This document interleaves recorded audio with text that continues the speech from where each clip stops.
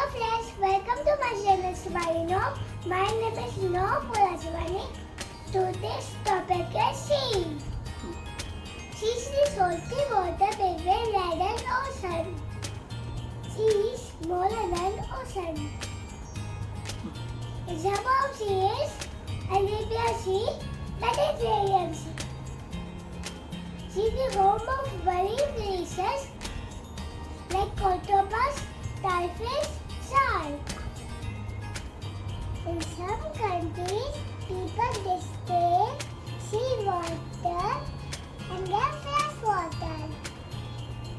Sea noodle water transport. Sea gives us seafood and minerals.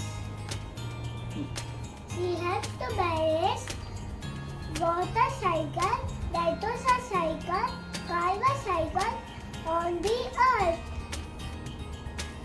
In recent times, people conduct activities like swimming, scuba diving, surfing. We should not pollute seawater. Friends, thanks for watching my video. And please like my video and subscribe to my channel. Smile.